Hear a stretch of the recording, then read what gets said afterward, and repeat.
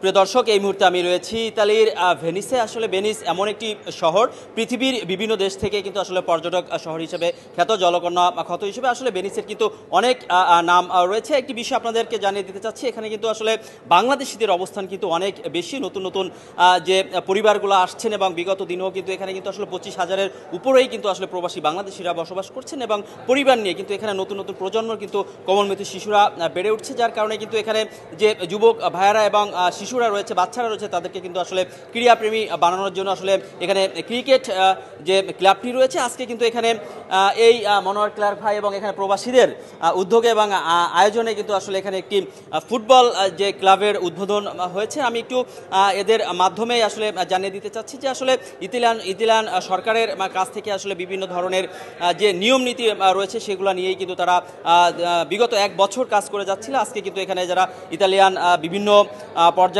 এখানে নেতৃবৃন্দ ছিল, তাদের উপস্থিতি কিন্তু আসলে শুভ উদ্বোধন করেছেন। আমি সরাসরি মনোয়ার ক্লার্ক ভাই এবং এখানে যারা প্রতিনিধি রয়েছেন তাদের কাছে আসলে সরাসরি জানতে চাচ্ছি যে আসলে তাদের সামনের কি উদ্দেশ্য রয়েছেন এবং একটি ক্লাব পরিচালনা করতে কিন্তু আসলে অনেক খরচের বিষয় রয়েছেন এবং অনেক সেফটির বিষয় রয়েছে। এই সার্বিক বিষয় নিয়ে আমি তার সাথে কথা বলবো। যে আমাদের আরটিভিতে আপনাকে স্বাগতম জানাচ্ছি মনোয়ার ভাই।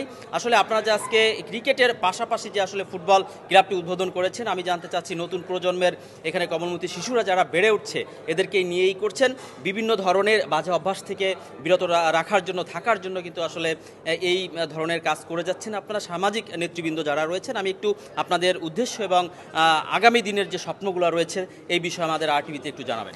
ধন্যবাদ আসলাম ভাই। আচ্ছা, প্রথমে বলতে চাচ্ছি যে আমাদের ক্রিকেটকে সম্মান রেখেই বলতে চাচ্ছি যে আমরা এমন একটি দেশে বাস করি, তার নাম হচ্ছে ইটালি, যে দেশ 4 বার চ্যাম্পিয়ন হয়েছে ওয়ার্ল্ড কাপে, যে দেশ বলতে গেলে যে ফুটবলের রাজধানী। তো সেখানেই আমরা আমাদেরও বাংলাদেশিরাও যে আমরা ফুটবল ভালোবাসি, ফুটবলকে আমরা চর্চা করি এবং ফুটবল দিয়ে আমরা আমাদের বাংলাদেশকে রিপ্রেজেন্টেট করব ইনশাল্লাহ, সেই চিন্তাধারায় আমরা আজকে এই ক্লাব ভেনিস বাংলা কালচো হচ্ছে ফুটবল, এই ভেনিস বাংলা ফুটবল টিম আমরা গঠন করেছি আজকে 15 মে 2024, এটা হচ্ছে ডেট। তো আমরা আসলে আমাদের উদ্দেশ্য হচ্ছে যে আমাদের যে বাংলাদেশি কমিউনিটি আছে, এটা বিশাল কমিউনিটি, আপনি ভালো করে জানেন, প্রায় মোর দেন 30,000 পিপল আমরা বসবাস করি। সেখান থেকে আমাদের যে ইয়ং ছেলে মেয়েরা আসতেছেন তাদেরকে আমরা যাতে, আপনি ঠিক কথা বলেছেন, যাতে স্পোর্টের মাধ্যমে যাতে তাদেরকে আমরা ভালো কিছু দিতে পারি, স্পোর্টের মাধ্যমে যাতে তাদেরকে আমরা এঙ্গেজ করে রাখতে পারি, ফুটবলের মাধ্যমে যাতে তাদেরকে আমরা একটা সুস্থ সুন্দর ফিউচার দিতে পারি এবং প্রতিনিয়ত তারা যাতে এক্সারসাইজের মাধ্যমে তাদের হেলথলি, মেন্টালি এবং অবশ্যই বাজে কোনো নেশা বা বাজে কোনো কাজে না যায়, সেদিক থেকেই কিন্তু আমাদের এটা মানে কি বলবো, এটা আমাদের হার্ট অ্যান্ড সোল যে আমরা কাজ করে যাচ্ছি। আমি আরেকটু আন্ডারলাইন করতে চাই যে আমরা দীর্ঘ 1 বছর ধরে এর পিছনে কাজ করছি। আপনারা জানেন শুধু নাম দিয়ে কিন্তু কাম হয় না, শুধু আমরা যদি বলতাম হ্যাঁ ভেনিস বাংলা, বাট নো, আমাদের স্ট্রাকচারটা তৈরি করতে হয়েছে। ব্যুরোক্রেটিক্যাল আমাদের যে ইটালিতে যে নিয়মকানুন আছে সেটার স্ট্রাকচার, একটা কালচো ক্লাব করতে অনেক রকমের সিচুয়েশন পার হতে হয়, অনেক রকমের ব্যুরোক্রেটিক ইস্যু আছে, ফাইন্যান্সিয়াল বলেন, লিগ্যাল বলেন, তারপরে অ্যাসোসিয়েশনের যে স্ট্রাকচারগুলো আছে, কনস্টিটিউশন, সেগুলো আমাদেরকে ঠিক করতে হয়েছে। তো দীর্ঘ 1 বছর পর আমরা ব্যুরোক্রেটিক্যাল যে সমস্যাগুলো সেগুলো পের হয়ে কিন্তু আজকে আমরা শুরু করেছি ইনশাল্লাহ আমাদের পদার্পণ এই স্পোর্ট নিয়ে। আমি আশা করব বাংলাদেশি কমিউনিটি থেকে যারা সবাই খুবই গুণী, সবাই আন্তরিক, যারা সবাই আমাদেরকে হেল্প করে, যে আমরা যাতে তাদের অ্যাডভাইস দিয়ে, তাদের ইকোনমিক সাপোর্ট দিয়ে, তাদের স্পন্সর দিয়ে আমরা এই ভেনিস বাংলা কালচারকে আরও অনেক দূর নিয়ে যাব। মনে রাখবেন, আমরা কিন্তু একটা বাংলা যেহেতু আছে, তার মানে বাংলাদেশ সেখানে জড়িত, তাই আমরা চাচ্ছি খুব ইজি ওয়েতে, আপনারা ভালো করে জানেন স্পোর্ট হচ্ছে সবচেয়ে ইজি মাধ্যম যেখানে আমাদেরকে যে কেউ তাদেরকে রিপ্রেজেন্টেটিভ করতে পারে, তাদেরকে চেনাতে পারে, তাদেরকে বিশ্বে তুলে ধরতে পারে, তথা ইটালিতে। তো আমরা চাইবো প্রথমত এখন আমরা স্ট্রাকচারগুলো তৈরি করবো ইনশাল্লাহ। আমাদের কয়েকটা ভাগ আছে, সেটাকে আমি পুলচিনি, জোভানিসিমি, আলিয়েভি, ইউনোরেস, প্রিমা স্কোয়াদা, তো সেটা বয়সভিত্তিক হয়। তো বয়সভিত্তিক আমরা দেখবো, চুজ করব ছেলে মেয়েদেরকে কোন বয়সভিত্তিকে আমরা স্টার্ট করতে পারি। তো ইনশাল্লাহ আমরা ট্রাই থাকবে অলমোস্ট যে এই বছরটা আমরা পাবো তাদেরকে টিমে নিয়ে, তাদেরকে অনুসরণ দিয়ে এবং বুঝবো কোন বিভাগে কত ছেলে মেয়ে থাকবে, সেই হিসাবে আমরা আগামী বছর ইনশাল্লাহ কাম্পিওনাতো ভেনিস প্রভিন্স যে আছে, ভেনিস জেলা সেখানে প্রত্যেক বছর একটা কাম্পিওনাতে হয়, যেমন ইটালিতে ফুল কাম্পিওনাতে হয়, মিলান, রোম, এটা সেটা। ভেনিসেও প্রত্যেক বছর কাম্পিওনাতে হয়। সেই কাম্পিওনাতে আমরা চেষ্টা করব যাতে আমরা ভেনিস বাংলা কালচো ইন করতে, এবং আপনারা বুঝতেই পারছেন যখন নাকি আমরা ভেনিসে যতগুলো মিউনিসিপ্যালিটি আছে, মুরানো, বুরানো, লিদো, মার্গেরা, মেস্ত্রে, ভেনেসিয়া, জেলারিনো, তাদের সবাই কিন্তু এক একটা টিম আছে এবং তাদের সাথে আমরা গিয়ে খেলবো। তো আমরা পারি আর না পারি, আমরা গিয়ে খেলবো, তো আমাদের রিপ্রেজেন্টেটিভ তো করবো, আমাদের এই পতাকা তো নিয়ে যেতে পারবো। This is the fantastic thing. আমি মনে করি যে আজকে আমরা উপস্থাপনা করলাম, আমরা আজকে স্টার্ট করলাম।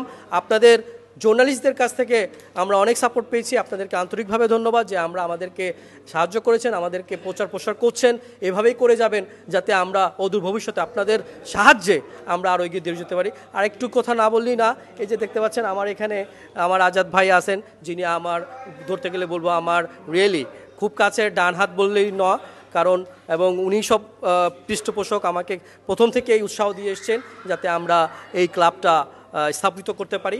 সবাই সব কিছু পারে না, বাট ওনার পক্ষ থেকে যতগুলো আইডিয়া, যতগুলো সাপোর্ট ছিল সব কিছু আমি পেয়েছি।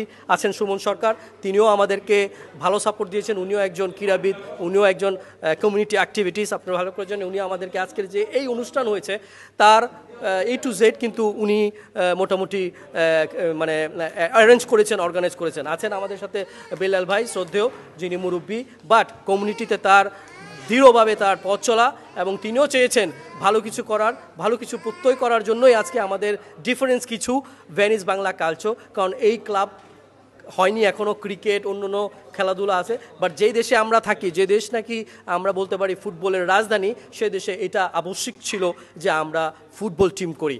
ধন্যবাদ বেলাল ভাইকে, যিনি আমাদেরকে প্রথম থেকে উৎসাহ জুগিয়েছেন এবং এখনও আমাদের সাথে আছেন।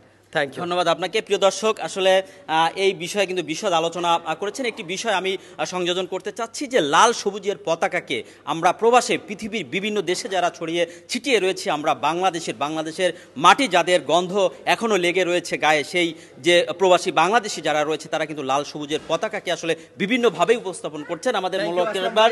এবং এখানে যারা রয়েছে আপনার সাথে শুনলে বলতে চাই, এই যে দেখেন আমাদের লোগোটি আমি বলে দিচ্ছি যে লোগোটি তারা করেছে আসলে লাল সবুজের যে পতাকা রয়েছেন এবং ফুটবল রয়েছেন, এবং এখানে যে আপনারা দেখছেন এটা হচ্ছে লায়ন, এখানে সিংহর যে মাথাটি রয়েছে ভেনিসের যে, সেই কম্বিনেশন করেই কিন্তু আসলে লোগোটি করেছেন। আমি আরটিভির পক্ষ থেকে ধন্যবাদ জানাচ্ছি, এবং প্রবাসী বাংলাদেশি যারা রয়েছে, যে বিষয়টি বলতে চাচ্ছিলাম যে আসলে প্রবাসী বাংলাদেশি যারা রয়েছে বিভিন্ন দেশে, তারা কিন্তু আসলে লাল সবুজের পতাকাকে এক একজন এক একভাবে উপস্থাপনা করছেন। আমাদের মোল্লার ভাই ক্লার্ক উদ্যোক্তা নিয়ে কিন্তু যারা প্রবাসী বাংলাদেশি রয়েছে তারা কিন্তু এই ফুটবল ক্লাবের মাধ্যমে লাল সবুজের পতাকাকে আসলে ইতালিতে তথা ভেনিস তথা ইতালিতে কিন্তু তথা সমগ্র ইউরোপে কিন্তু উপস্থাপন করবে এমনটি আশা করছেন। এবং নতুন প্রজন্মের কমলমতি শিশুরা যারা এখানে বড় হচ্ছে, তারা যেন এই ক্লাবের মাধ্যমেই ইউরোপীয় ইউনিয়ন সারা বিশ্বেই যেন আসলে লাল সবুজের পতাকাকে ছড়িয়ে দিতে পারে খেলার মাধ্যমে, এমনটাই কিন্তু আশা করছেন।